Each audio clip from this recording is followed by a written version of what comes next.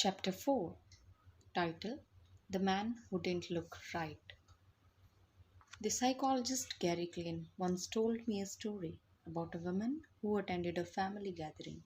She had spent years working as a paramedic and, upon arriving at the event, took one look at her father in law and got very concerned. "I don't like the way you look," she said. Her father in law, who was feeling perfectly fine, jokingly replied, "Well, I don't like your looks either." "No," she insisted.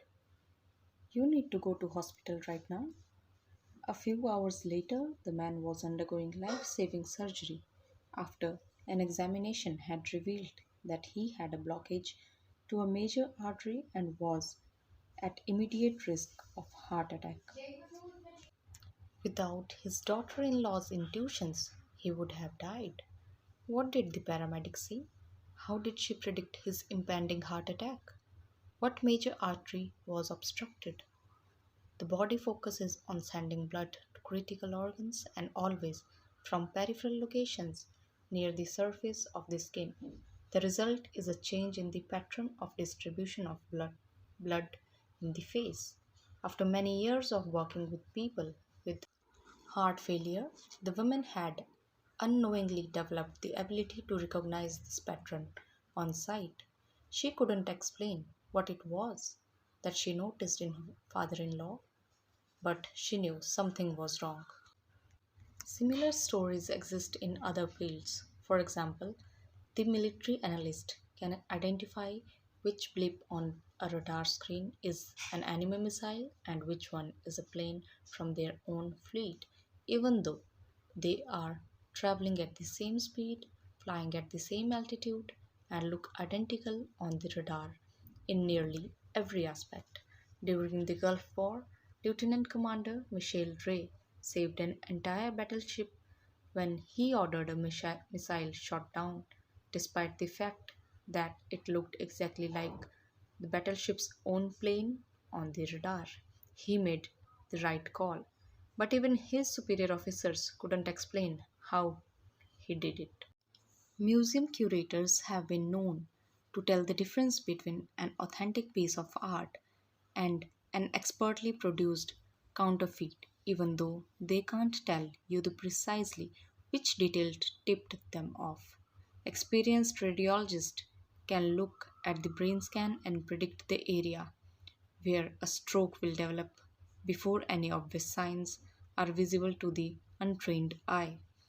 I have even heard of a hairdressers noticing whether a client is pregnant based on their feel of the hair. The human brain is prediction machine. It is continuously taking in your surrounding and analyzing the information it comes across. Whenever you experience something repeatedly like a paramedic seeing the face of heart attack patient or military analyst seeing missile on the radar screen, your brain begins noticing what is important, sorting through the details and highlighting the relevant cues, the cataloging that information for the future use. With enough practice, you can pick up on the cues that predict certain outcomes without consciously thinking about it. Automatically, your brain encodes the lessons learned through past experience. We can't always explain what it what it was. We were learning, but learning is happening all along the way, and your ability to notice the relevant cues in a given situation is the foundation of every habit you have. We underestimate how much our brain and bodies can do without thinking. You do not tell your hair to grow, your heart to pump, or your lungs to breathe, or your stomach to digest. And yet, your body handles all this and more on autopilot. You are much more than you consciously self thinking about yourself. Consider hunger. How do you know when you are hungry? You don't necessarily have to see a cookie on the counter to realize that it is the time to eat. Appetite and hunger are governed non consciously. Your body has a variety of feedback loop that gradually alerts you when it is time to eat again, and that track what is going on around you and within you. Craving can arise thanks to hormones and chemicals circulating through the body. Suddenly, you are hungry, even though you are not quite sure what tipped you off. This is one of the most surprising insight about your habits. You don't need to be aware of the cues for habits to begin. You can notice an opportunity and take actions without dedicating conscious attention to it. This is what makes habit useful. It's also what makes them dangerous. As habit forms, your actions come under the direction of your automatic and non-conscious mind. You fall into old pattern before realizing what's happening, unless someone points you out. You may notice, you may not even notice, that you cover your mouth with your hand whenever you laugh, that you apologize before asking a question, or that you have a habit of finishing other people's sentence. And more you repeat these patterns, less likely you become to question what you are doing and why are you doing so. I once heard of a retail clerk who was cut up empty gift cards after customers had used up the balance on the card. One day, the clerk cashed out a few customers in a row who purchased with gift cards. When the next person walked up, the clerk swiped the customer's actual credit card, picked up the seizures, and then cut it in half entirely on autopilot before looking up at the stunned customer and realizing what had just happened. Another woman I came across in my research was a former preschool teacher who had switched to a corporate job. Even though she was now working with adults, her old habits would kick in and she kept asking coworkers if they had washed their hands after going to the bathroom.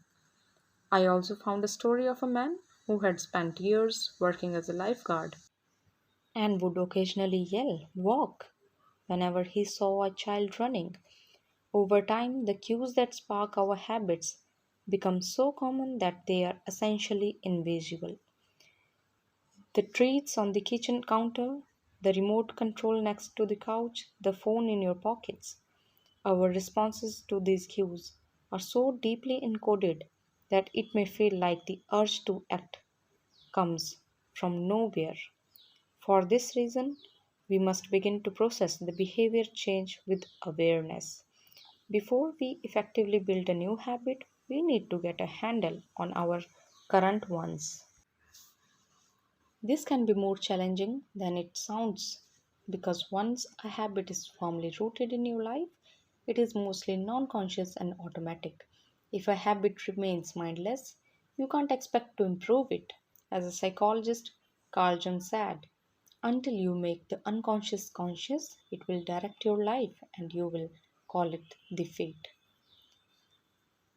Next, the habits scorecard in Japanese railway system is regarded as one of the best railway system of the world.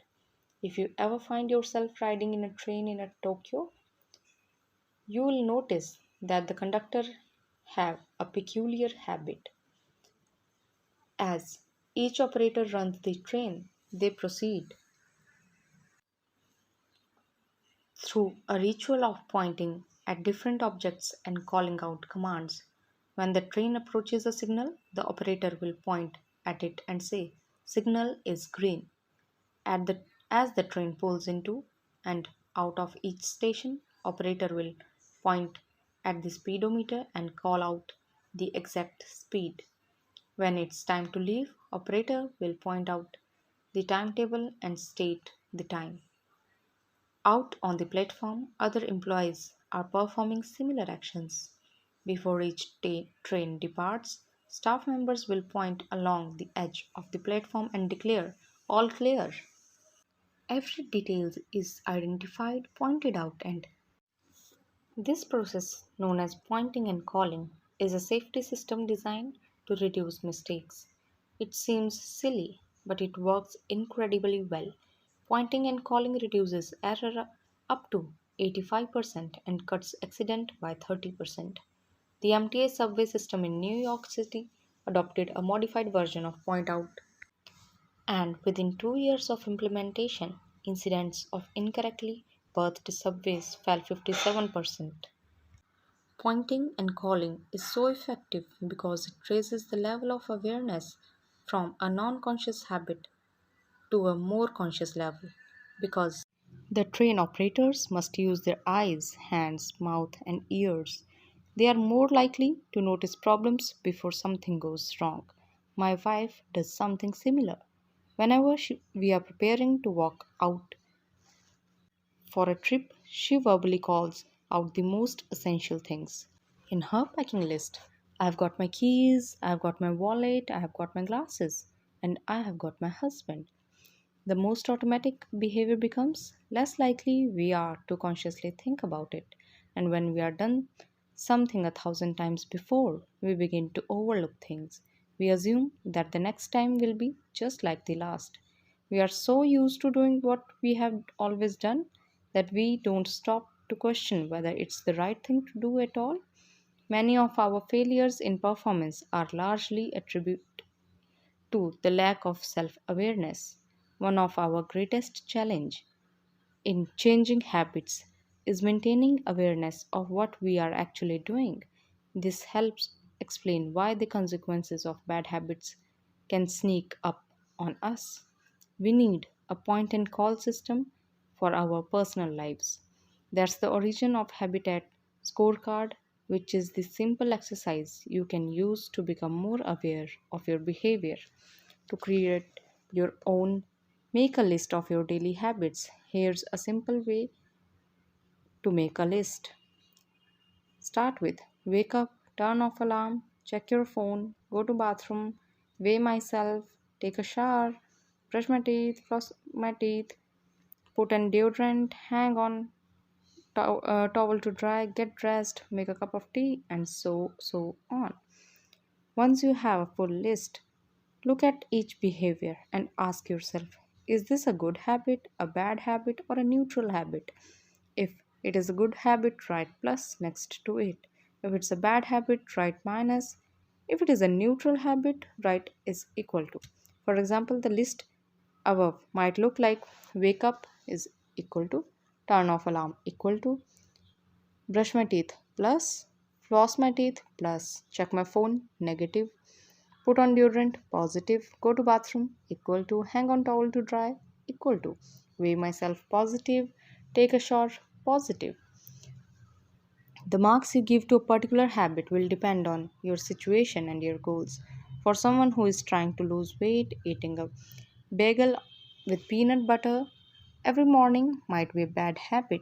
For someone who is trying to bulk up and add muscles, the same behavior might be a good habit. It all depends on what you are working towards. Scoring your habits can be a bit more complex for another reason as well. The labels good habit and bad habit is slightly inaccurate. There are no good habits, no bad habits. There are only effective habits.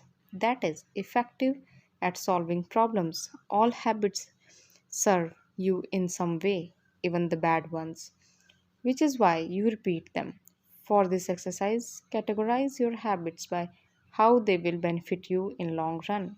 Generally speaking, good habits will have a net positive outcome. Bad habits have a net negative outcome. Smoking a cigarette may reduce stress right now. That's how it's serving you, but it's not a healthy long term behavior. If you're still having trouble determining how to rate a particular habit, here's the question I like to use. Does this behavior help me become the type of person I wish to be? Does this habit cast a vote for or against my desired identity? Does that habit reinforce your desired identity? Are usually good. Habit that conflicts with your desired identity are usually bad. As you create your habits scorecard, there is no need to change anything at first. The goal is to simply notice what is actually going on. Observe your thought and action without judgment or internal criticism.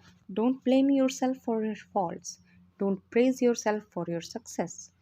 If you eat a chocolate bar every morning, acknowledge it, almost as if you were watching someone else. Oh, how interesting that they would do such a thing. If you binge eat, simply notice that you are eating more calories than you should. If you waste time online, notice that you are spending your life in a way you do not want to.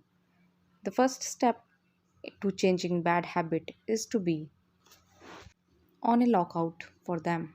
If you feel like you need extra help, then you can try pointing and calling in your own life.